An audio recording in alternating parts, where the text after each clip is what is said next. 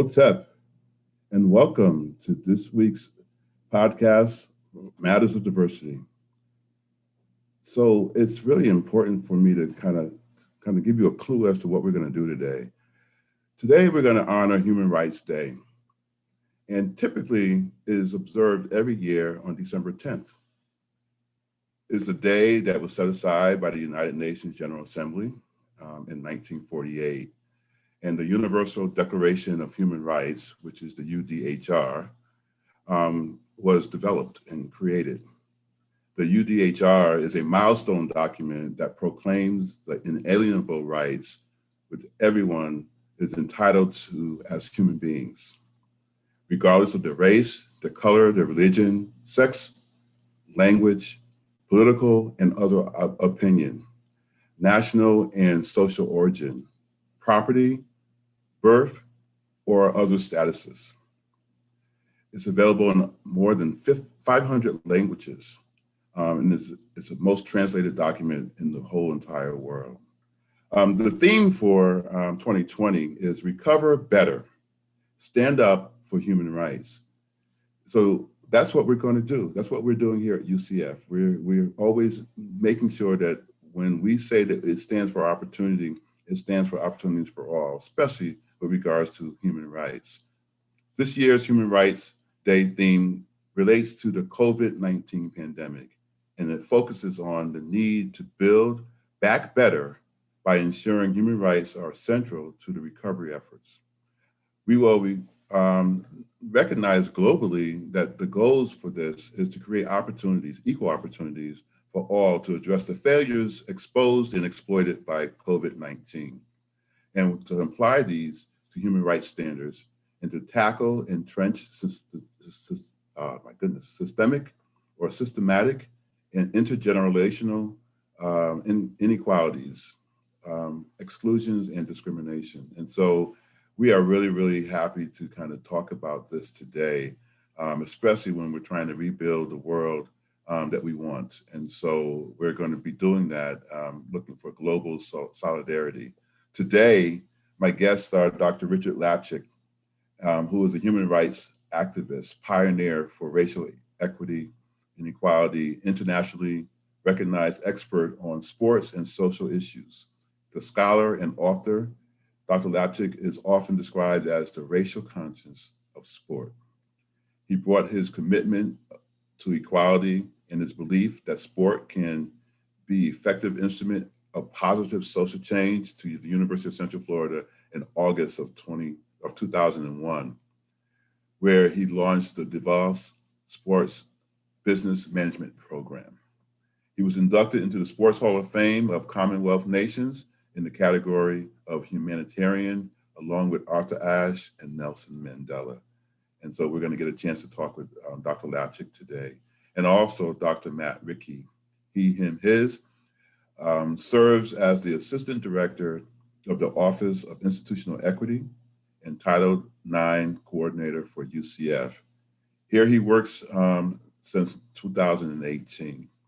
During his career, Matt has worked in residence life, student life, leadership development, care and case management, threat assessment, and civil rights compliance. Matt holds a PhD in higher education and student affairs leadership from the University of North Colorado, and MS in experiential education from Minnesota State University in Mankato, and a BA in Spanish from the Western Michigan University. And so, if you will, please join me, Richard and Matt. Welcome, and thank you for being here today. I really, truly appreciate that you took the time to be here and to be a part of this conversation. You know, today, I would really like to hear from you all, basically telling me a little bit about what you're doing, what you do on campus. And then I want to kind of have an opportunity for us to talk about how do we end discrimination of any kind? How do we address these inequities, especially here at UCF? Encouraging participation and solidarity is something that I would like to talk with you all about. And how do we promote sustainable development? And so those are some of the things that I would like to talk to you all about today. But before we even get started there, maybe if you would, just, Richard, could you just talk a little bit about your career and how you got here, and how it kind of relates to this very special day. Well, it is a special day. I was lucky enough to work at the United Nations for 6 years, and it was a day that was always solemnly commemorated at the UN building in New York and around the world at their other headquarters. I got here because my family was involved in race relations in sport.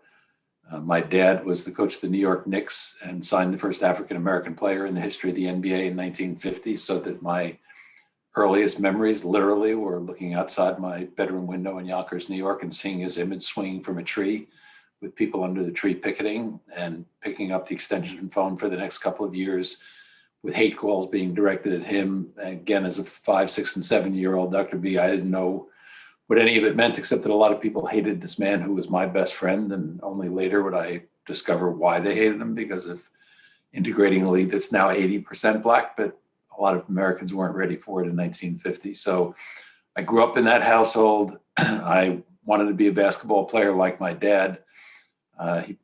He's a double inductee into the Basketball Hall of Fame. I was pretty heavily recruited as an 8th grader in New York City because I was tall and I was his son. Ended up going to a basketball camp of a coach who it was a startup camp the first year he was doing it. This again is 1961, so no coaches really had camps. And he had 5 of his white players and 1 of his Black players. And one of the white guys, who's been a D1 coach for the last 35 years, was dropping the N-word on him all day for the first 3 days. I finally challenged him, and the guy knocked me out cold. Well, the Black guy's name at the time was Lou Alcindor, who of course became Kareem Abdul-Jabbar, and a lifelong friendship began, to the extent that when he was Barack Obama gave him the Presidential Medal of Freedom, he asked me and Henry Louis Gates to be his 2 guests.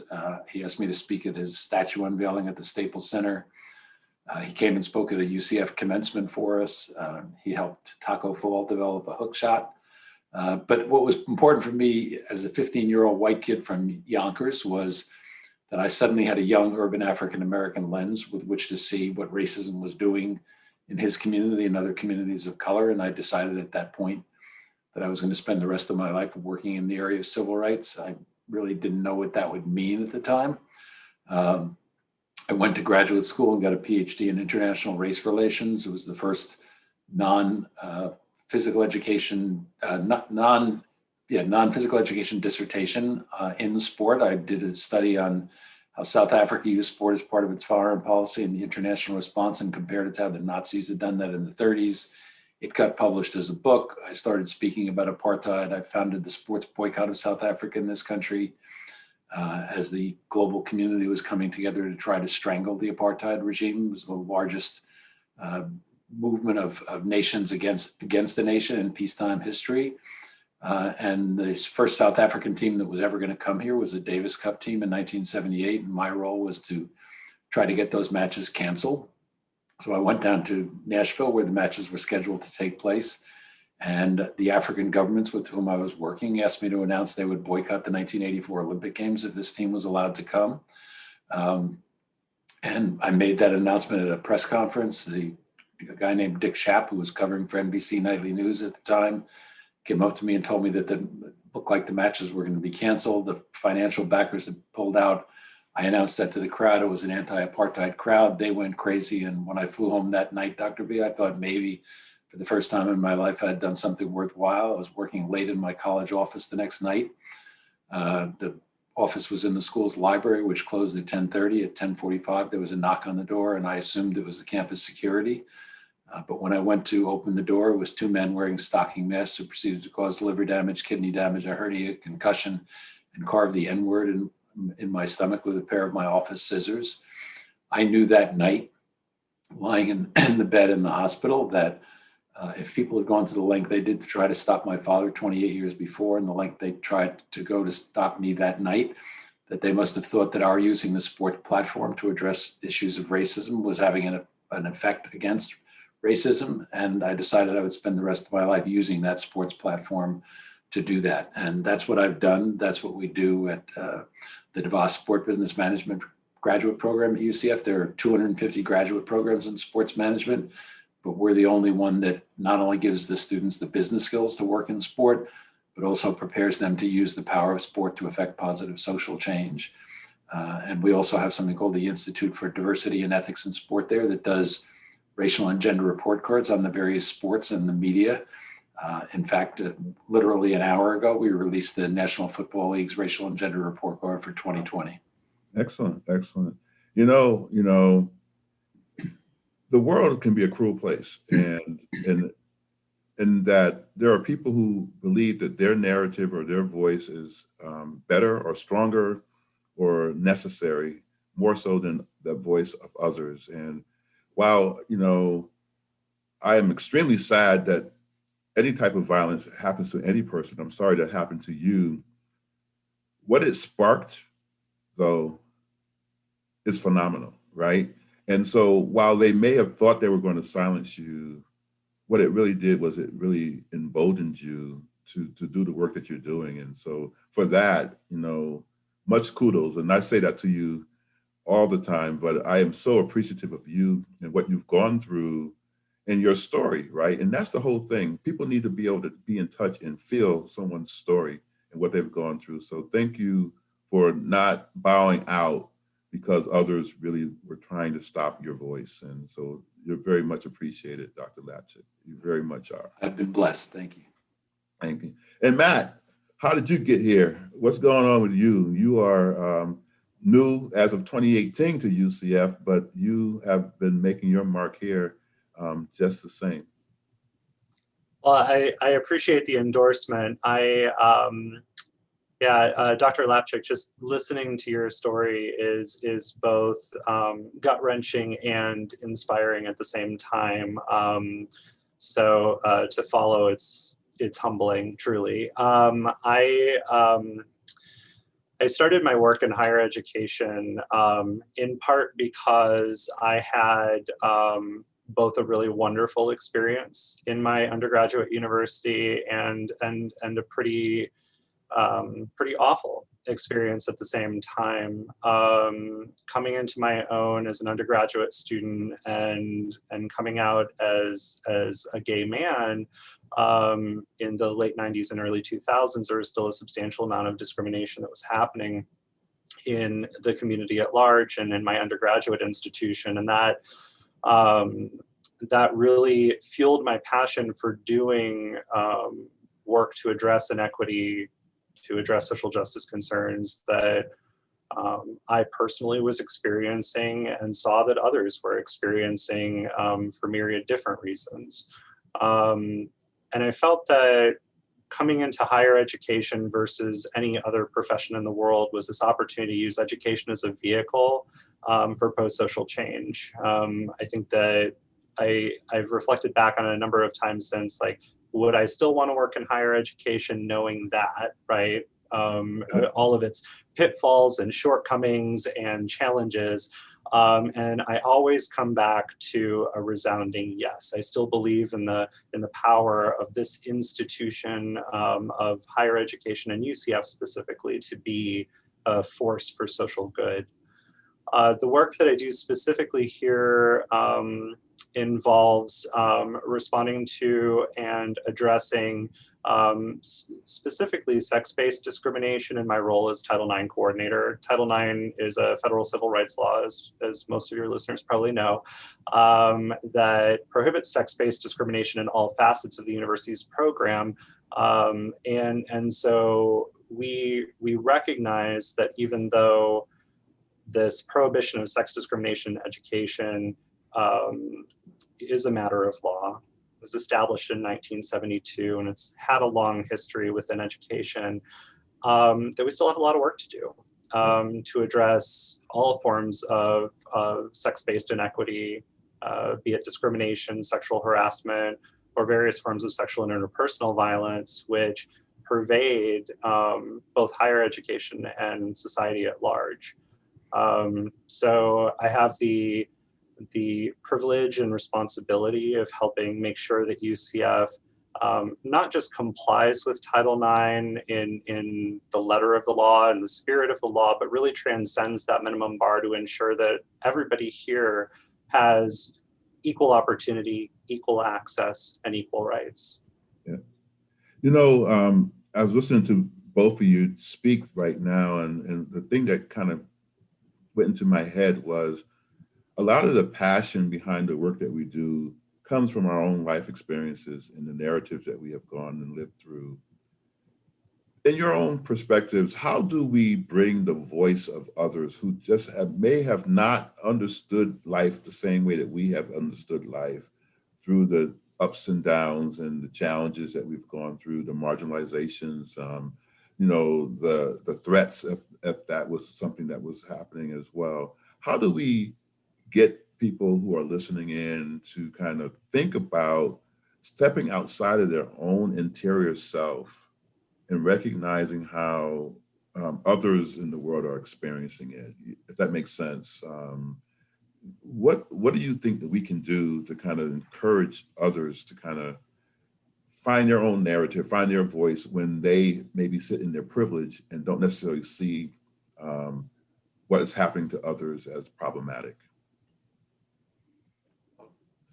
I think that one thing that's happened in this particular time period during the racial reckoning is that, I hear leader after leader saying that they feel for the first time white people are listening to Black people, not just kind of knowing that there's something wrong, but really seeing the impact it can have on individuals that they never thought, including all their friends and associates.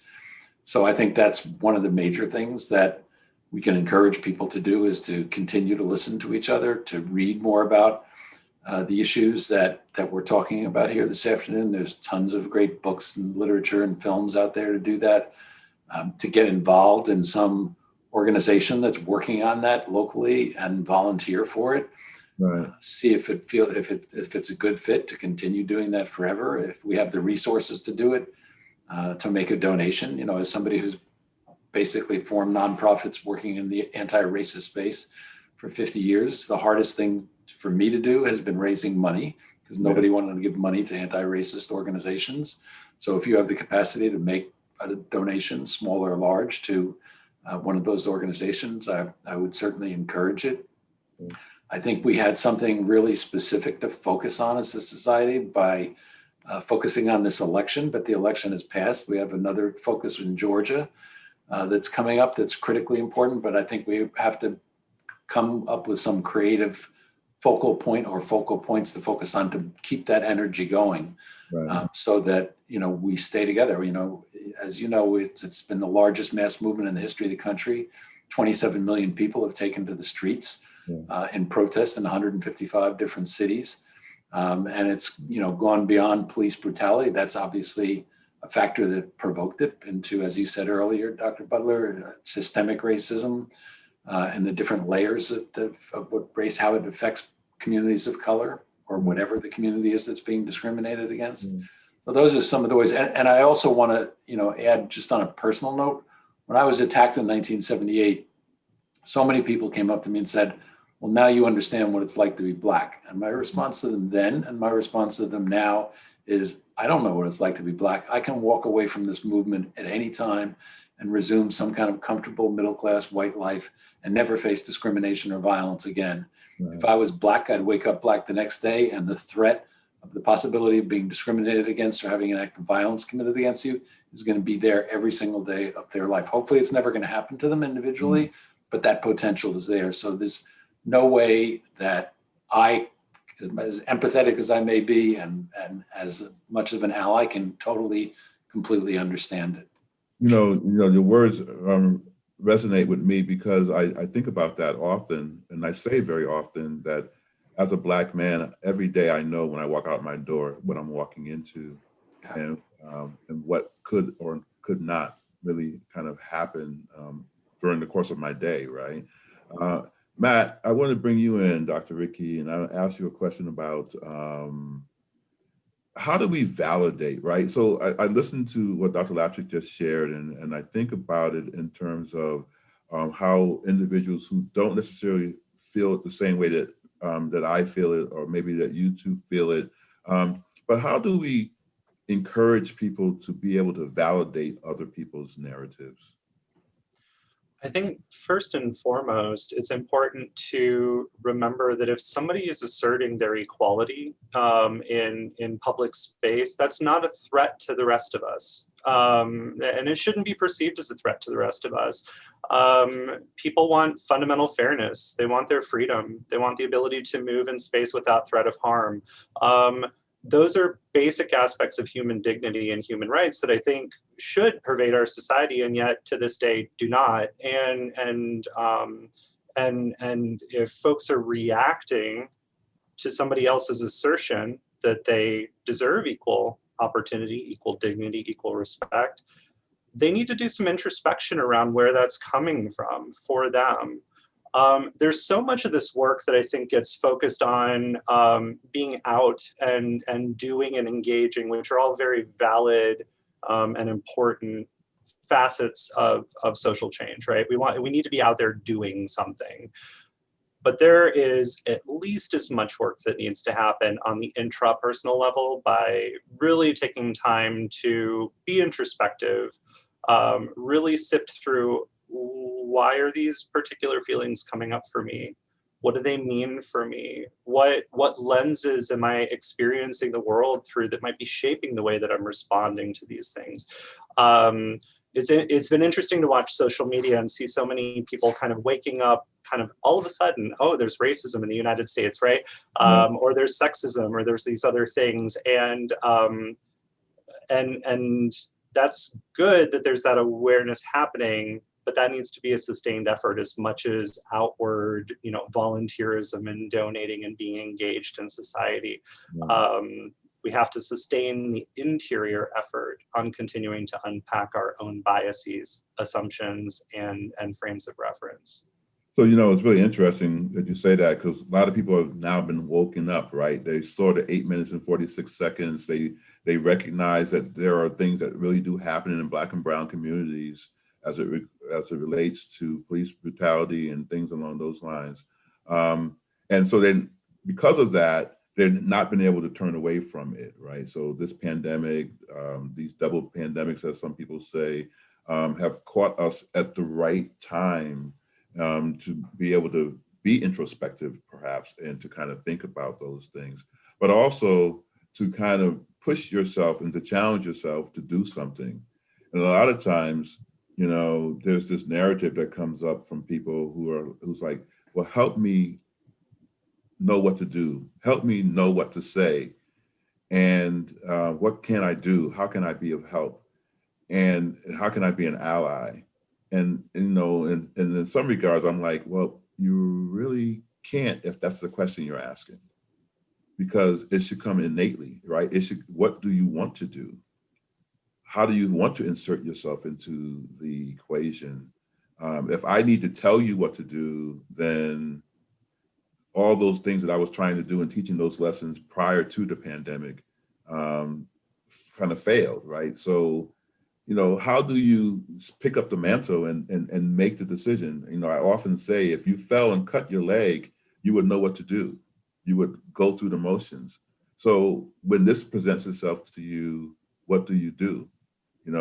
Why do you need a Black or brown person or a gay or trans person to tell you what to do if you say your heart's in it in the first place? How does that resonate with you?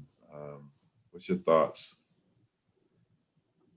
Well, I think it's a both and, right? Like, to the first point, you have to do the internal work, but you've got to bridge it to the outside, right? Like, you've got to actually do something with these awarenesses, with your introspection.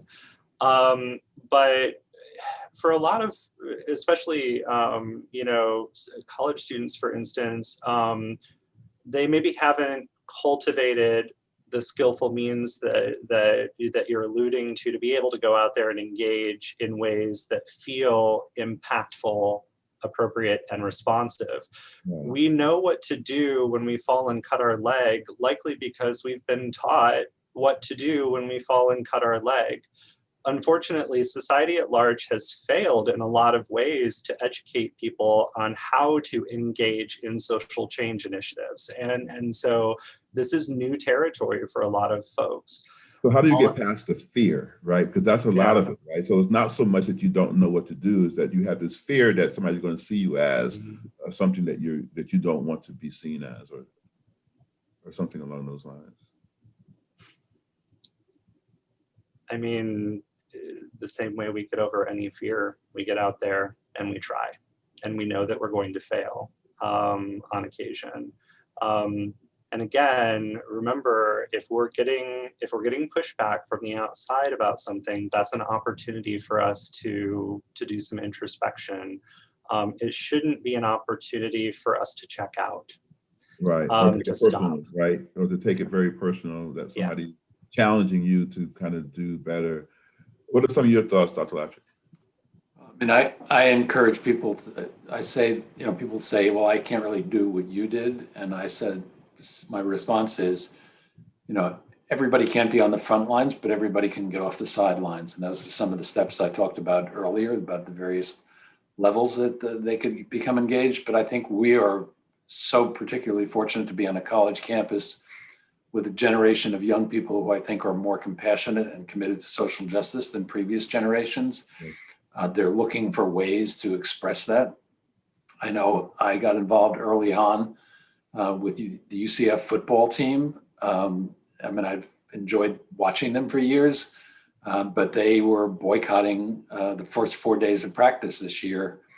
And I was asked if I would come in and speak to the football team. So I did, and talked about racism and how they could get involved, and became an advisor to Greg McCrae, who is the leader of the student athletes on the football team. They have a lot of leaders, and spoke to a group of activists that he was putting together. And that night, he put together 250 student athletes from all the American Athletic Conference schools to talk about not only the safety they wanted to create during the pandemic, but also how they were going to be engaged in fighting against racism. And I can tell you how impressed I was by them, how thoughtful they are, how powerfully committed they are to change. And we see that, I'm proud of the world of sports this year. We're doing nothing in America in terms of the pandemic until an NBA player tested positively. Adam Silver shut the league down on March 11th. And the next day, the other leagues started to shut down, and finally the country did. Scientists now estimate that if the country had shut down before that, we would have saved 50 to 100,000 lives during the pandemic. The sports people began donating significant amounts of money to fight against racism, as well as to fight against the virus. And then the murder of George Floyd happened, and the activism of athletes has been so widespread and so unified and so supported now by the leagues.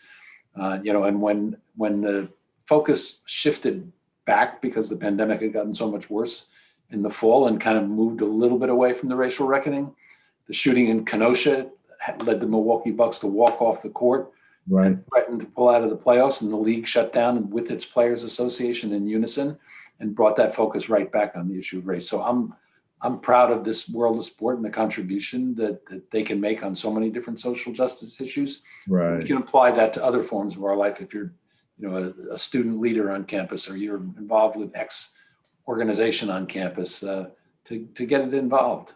You speak a really strong sense to something that I always think about, and that has to do with the fact that there are a lot of people who don't want to take the time to understand why sports or people who have some sort of celebrity speak out in the ways that they do. There was so much pushback on Colin Kaepernick on taking a knee, and that narrative got co-opted, and it wasn't about what he was standing for and what he was trying to represent, because I think we were in a space in society where people didn't want to deal with, or like just similar to what Dr. Ricke was talking about, they don't want to necessarily deal with the matter at hand and go introspective and think about it. So it's easy to kind of disrupt it, right? The narrative, and say, oh, you don't love the flag, or you don't love our military. And that wasn't the message at all that was being sent. The message that was being sent was, I'm kneeling because I want you, during the time that you're looking and representing the flag, that I want you to recognize that not all people have that fairness or have that ability because of the things that are being kind of projected towards them, or the hatred that's being sent their way because of it. So I want to bring attention to that. And we never talk about that. We never talk about the fact that the kneeling was about the fact that there were people who were hurting, right? And the same thing happened with the Black Lives Matter movement. It's like the message got co-opted. It wasn't about the fact that all lives don't matter. It was about the fact that there's something that's happening in society where there's a part of our society that's bleeding. Can we go to it and help to kind of make some change that systemically will make it better for all individuals, not just the people who are seeking that change? And so it's that narrative never gets spoken. And there's something about our culture that allows us to let us get, I guess, distracted from really what the message is, because I go back to, there's a fear that if it does come to pass, that people are going to lose something in the process. That's a really good point. And I'd also like to mention, that sports can be a really unifying force as well. We're all living in Orlando. Matt, I'm not sure when you got here, but to me, the most impactful day of my 25 years here was the day of the Pulse nightclub shooting. And I had just come back, my wife and I and daughter had just come back from Muhammad Ali's funeral, where there was this uplifting spirit that Ali had left to the world. And then the Pulse nightclub shooting was like a punch in the gut. Yeah. But I don't know if you remember what happened the following week. On Friday night, the Tampa Bay Rays had their regularly scheduled Pride game, which they did every year anyway. But the Rays averaged 6,500 fans a game. They're the worst attended sports franchise in the history of modern sports. And they announced that they were going to have an on-field ceremony for the survivors, the victims, and the first responders, and dedicated to that. They sold all 43,000 tickets and said they could have sold 100,000 tickets because people wanted to be together to express their unity with the victims and survivors. The next night, Orlando City Soccer had its regularly scheduled game, 37,000 people in the stands. And when my wife and I walked into the arena, we looked at the stands, and every section had organized on Facebook by the fans a different color shirt. So the entire stadium was a rainbow flag. It was incredibly moving. When I think of the shooting at Stoneman Douglas a couple of years ago, so horrific for us in Florida as well as the nation. 9 days after the shooting, the Stoneman Douglas ice hockey team had to make a decision to whether or not they were going to compete in the statewide tournament. They were picked last. They didn't have a good team. Plus, they didn't know if it was appropriate to compete, but they decided to. Not only did they compete, they won the state championship, even though they were picked last. The 17 players came back to the high school with the 17 medals and placed it on the memorials of the 17 victims. And the students at Stoneman Douglas said it was the first day that they could actually breathe since the shooting. So sports has that ability to bring that human touch to all aspects of our lives if we embrace that possibility. Embrace it.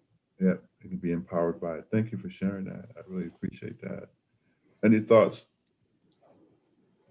I think that what was coming up for me as you were sharing that is the transformational power of community in these moments where the light shines so bright on the social dilemma that you can't help but feel compelled and drawn in to do something. Where I struggle sometimes is where we see these fits and starts of energy and momentum for a bit, and then it tapers off, and the movement or the action and the activity that could really do some ongoing good seems to fizzle out. Some of that has to do with what you were talking about of the co-opting of narratives and the depleting of social capital of the movements. And some of it, I think, has to do with not knowing how to sustain that energy for the long haul, right? Because a lot of folks, experienced and inexperienced social justice activists alike, will burn out very quickly, pour all their energy into what they're trying to address, and they never take the time to recover and recuperate. I've worked with so many students who have engaged in protest actions and Black Lives Matter and die-ins who have just, they've gone, gosh darn near 24/7 for weeks straight at the detriment of their academics, the detriment of their social lives, at the detriment of their health and well-being. And I always encourage those students, like, this is the long game, right? This is the marathon. And you gotta take water breaks. Yeah. You've got to refuel. You've got to take care of yourself, or you're going to fizzle out. We need folks who want to engage for the long haul to do that. That self-care is not selfish, it's important. Yeah. You know, it kind of reminds me of this quote by Eleanor Roosevelt that is kind of germane to this day. It says, where, after all, do universal rights, human rights begin? In small places, close to home, so close and so small that they cannot be seen on any maps of the world, unless these rights have meaning there. They have little meaning anywhere without concerted citizens' action to uphold them close to home. We shall look in vain for progress in the larger world. And it goes like hand in hand with the fact that this is a marathon. We're not going to get quick fixes. There's so many times that people are coming in and say, I want this, and they have these demands. I mean, even at UCF, there's these demands that, you know, we want this and we want it now. And we recognize that change is slow.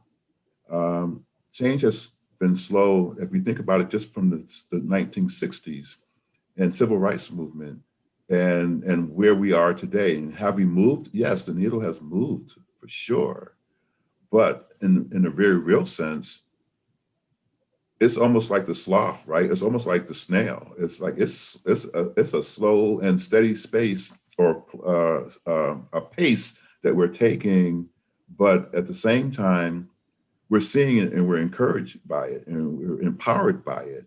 And so that's, for me, that's what keeps me going, right? I'm passionate, not just for my own personal reasons, but also for my future, for my 8-year-old daughter's future. And that keeps me on the pathway to not get burnt out, right? To not overwork myself to be that place where you just spoke about, where, you know, you didn't take the water break. Well, the water break is essential in order to kind of help you with, and have that mindset that this is for the long haul. It didn't happen overnight. If it happened overnight, it would have happened in the 60s, right? Dr. Laczyk, what's your thoughts? Well, I appreciate what both of you had just said. I mean, I remember when the Bucks walked off the court, there was a discussion, should we resume play or just end the season? And I heard a lot of players say, I've been doing this for 3 months and not much has changed. And I had to not laugh like it's funny, but, you know, we're talking about a nation where the Forbes list of the 400 wealthiest Americans have an aggregate wealth greater than all 42 million African Americans combined. That's a lot to overcome. It affects every other aspect of systemic racism that we're talking about. But the reason I feel, and I talk about that sustainability all the time, Matt, when I speak to groups, because that's the difference. So are we going to sustain this, or is it going to be a news cycle thing that turns again? And it reminded me that in 1977, I was in Lusaka in Zambia at an anti-apartheid conference that was being organized by the UN. And I was with my mentor. His name was George Hauser. And I think I've told you about him, Kent. If he was alive today, he'd be 104. He died when he was 100. But in 1944, he was on the first freedom ride. He founded the Congress of Racial Equality, spent 2 years in prison as a conscientious objector, founded the anti-apartheid movement, founded the anti-colonial movements in this country. And he was a white guy. So he was a role model for me that it was possible for a white guy to have an impact in this area. But in Lusaka that day, I said, George, do you think we're ever going to live to see the day that South Africa, Namibia, and as it was then called, Rhodesia, will be free? There was no reason historically to believe that it would be. We're 12 years from Mandela being released. There weren't even any rumors that he'd be released. There were rumors that he would die of tuberculosis in prison. Apartheid was at its height in South Africa and dominated Namibia and Zimbabwe as well. Yeah. But George said, Rich, I feel it in my gut that this is different, that we will live to see that day. On May 10th of 1994, George Hauser and I stood on the steps of the Union buildings in Pretoria as Nelson Mandela's guests at his inauguration. And I knew that day that if that man, who was a political prisoner for 27 years in the most racist government on the face of the earth in the second half of the 20th century, could become its president, that anything and everything was possible. That's what I have in my gut today. That feeling, nothing's common sense or history telling me that. I just feel it in my gut that this is going to be sustained. I think these young people, as I said earlier, have those different feelings. They have the technology with smartphones to, the police can no longer deny history in those cases anymore because we've captured it. With social media, they can communicate so much faster than everybody else, including around the world. Right. We have this tremendous group of allies in the movement with our athletes who are in the sports we see most are overwhelmingly African-American, with powerful voices, with resources to support their movements. I just think this is different, and I'm hopeful that this is definitely a new order that's in place right now, and I agree with you so wholeheartedly. Often when you talk about that, like one of the men that I admire in this world is Nelson Mandela, and just the fact that you knew him and had been touched by him, I feel touched by him, and I was touched by him in his narrative anyway. When I got to go to South Africa and go to Robben's Island and see where he was housed, and to see what he had to go through to see that rise, right? So when you think about it in terms of prison reform and people coming out now and what they can do, and how we just shouldn't shun those who maybe made a bad decision at one point in their life and have paid the price or paid their dues to kind of move forward, right? One of the things that comes up for me is the COVID-19 crisis has fueled very much so in the United States, a very deepening understanding of poverty and what people are going through, the rising inequalities that are going through our lives right now, the structural and entrenched discrimination and other gaps in human rights protection that's happening, that's going on. These measures, we need to figure out how we can close them, right? How do we close the gaps, right? How do we help advance human rights so that everybody can kind of be a part of this, right? Because we're resilient.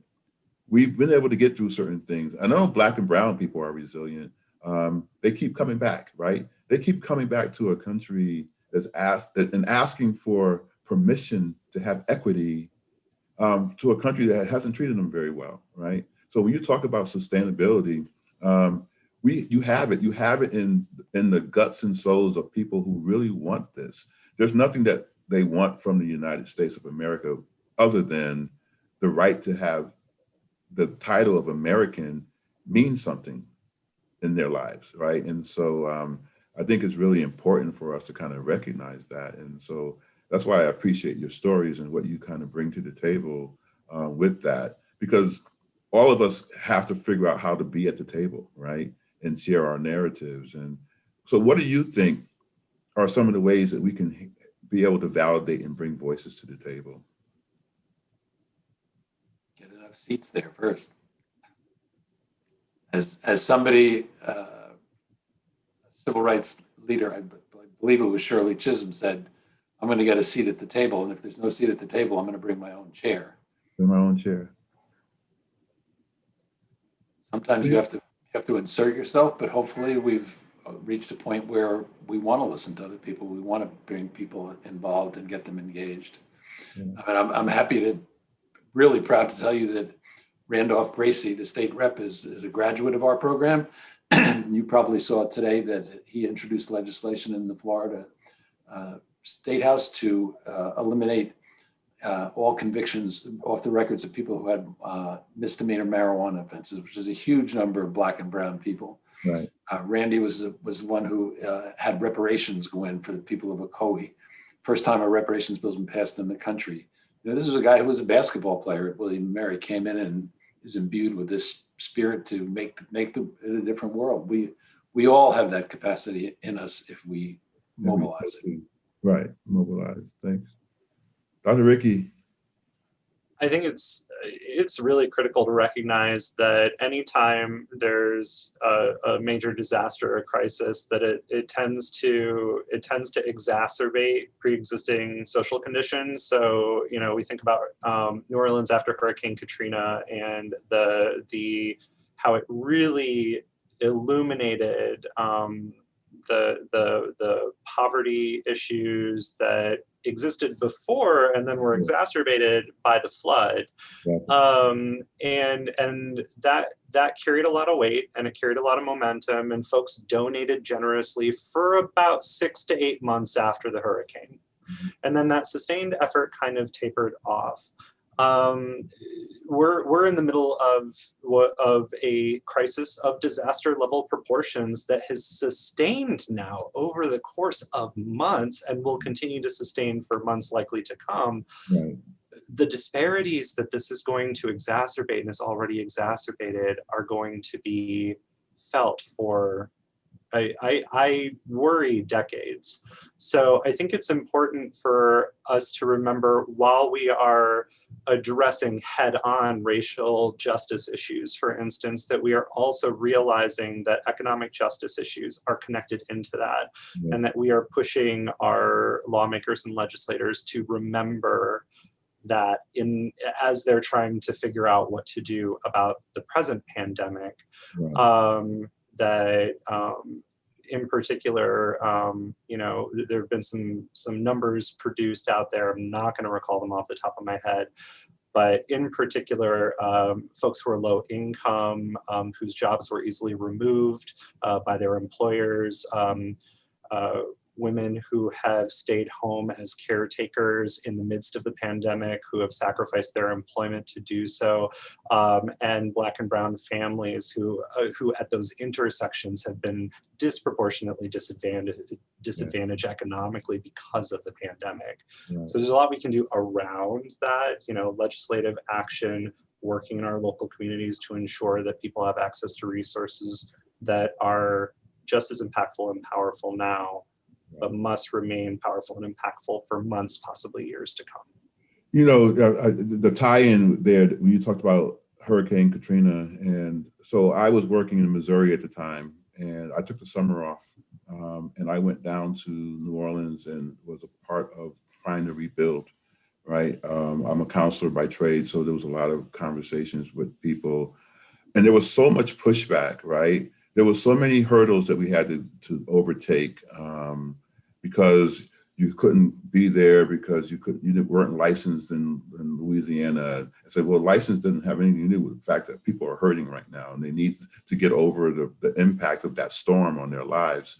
And so, and I think about that and what you talked about in terms of it falling to the wayside, when I've gone back on multiple occasions back to Louisiana, and that Ninth Ward still has not recovered in my eyes, you know. And again, I'm not there every day, so I don't know the ongoing changes that are happening in that community.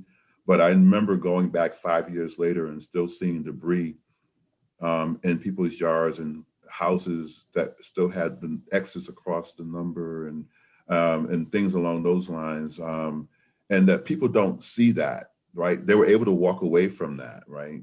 And I think if social media was different and at that time, and we were able to see firsthand, like we saw that 8 minutes and 46 seconds, that maybe that the relief efforts that went into helping those people would have been a little bit more stronger or more resounding in terms of that. But it's about timing in some regards. They were a forgotten people. Unfortunately, very forgotten people by our government, by just everyday citizens in some regards, to recognize the humanity that we needed to put into that place, so that it didn't look like it did. And in some cases, and I don't know, I haven't been there in about 5 years now, but I wonder how much change has also occurred in that area since that time. Well, to tie our three lives together, I went there with the Orlando Magic 8 days after the storm to Baton Rouge as the first people were brought out. And the people I met who everything was lost, but they were so forgiving, and they weren't angry, they were resilient, that I decided we were going to go back. And as you may know, the government didn't bring electricity or water into the lower Ninth Ward for 15 months. Yep. So nobody could put down a FEMA trailer. So they didn't come back until December of 2006, which is the first time we went there. Our students have gone there and with me and my wife and daughter for 58 weeks since December of 2006. We worked on 158 homes over that period of time. And I can tell you that today, 1 in 9 families that lived in the lower Ninth Ward in 2005 is back. 1 in 9 families. You can pick any natural disaster anywhere in the world, and there's a significantly higher percentage of people who are back living in that community. It's gone from a majority African-American community to a minority African-American community. I 100% believe that was by the design of the city fathers who wanted white control of a very wealthy city. Yep. So the problems is emblematic of racism in the country, and our failure to serve all of the citizens of our country. All the citizens. Thank you. I think that's my concern too. Whenever we talk about recovery, recovery connects to everything we've been talking about. Recovery can, and in that case in point example, does, and continues to exacerbate inequality if done poorly. Any sort of recovery really needs to consider and center the needs of the most disenfranchised, and they have to have a seat at the table in discussing what recovery looks like. One of the difficulties with the lower Ninth Ward in particular is that nobody from the lower Ninth was invited to that conversation. There was a lot of outside organizations that came in. I agree. And decided they were going to fix. And that's emblematic of so many natural and ecological and health disasters that folks forget to listen to the people most impacted. Right. And so not only I think that they need a seat at the table, they also have to have allies at the table as well. And people who can speak up, because they were not at the table, they don't know what to say sometimes so that others who are at the table can hear and listen. So the allies become very important to kind of be able to share that narrative when the voices at the table don't help or are not able to kind of put it out there. Because, you know, part of I think what this is that the lack of belief in someone's story or someone's narrative. And then if they passionately share what it is, then they're seen as an outsider, or they're wanting too much, or they're looking for a handout. And I don't think anybody's looking for a handout as much as they're looking for equity.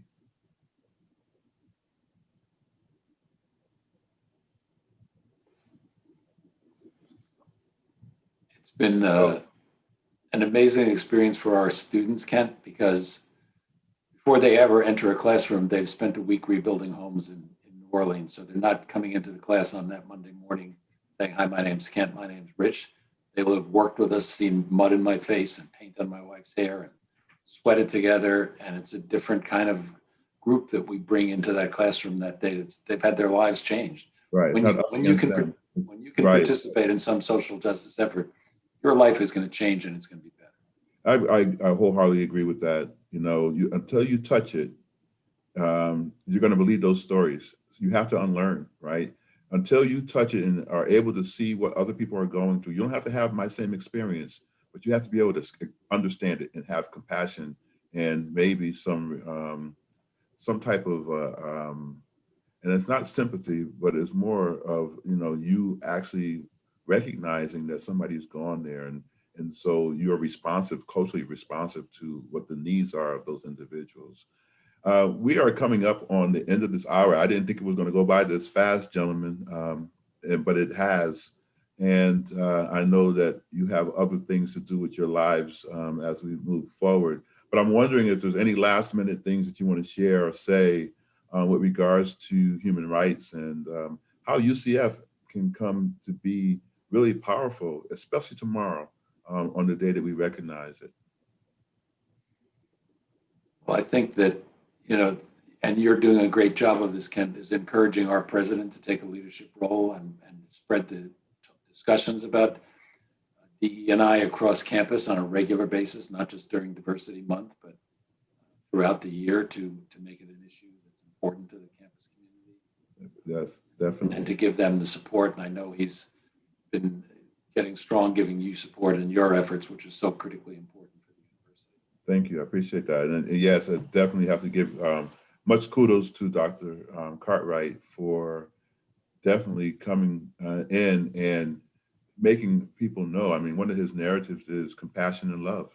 And so I think that's really where we need to go. We have to stop being afraid of each other, and we have to listen and be able to embrace one another without it getting crazy and weird. We can do that. We can love one another and do some really powerful things to help this university and the world become a stronger place. Dr. Ricke. I think everything that both of you have shared, and my last 2 cents is just to encourage everyone to do something. You know, if you see injustice and or inequality, say something, do something. We might screw up, we might make a mess of things, but the important thing is that we tried, and to make the world a better place. And I think at its core, the Universal Declaration of Human Rights, which is kind of the catalyst for today's talk, is a call for all of us to do better. Yeah. Couldn't have said it any more plain than that. Listen, I love you guys. I really do. I appreciate you being a part of this experience today. I miss you all. Don't get a chance to see you in person like we've had in the past, but I thank you for being a part of today's podcast and sharing your stories, your narratives. I think it's really important. And just very quickly, Matt, if you can maybe throw out any information about OIE and what might be important for people if they're experiencing anything that deals with human rights. Sure. You know, the first 2 articles of the Universal Declaration are everybody is equal and discrimination isn't tolerated. The mission of the Office of Institutional Equity is to enforce civil rights laws and our university non-discrimination policy here at UCF.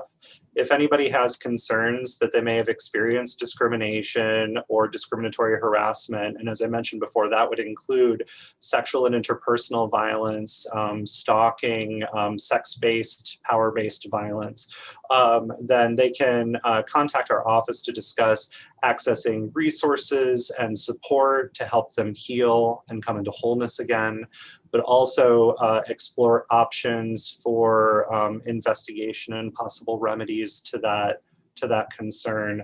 Our website is pretty easy to remember. It's oie.ucf.edu.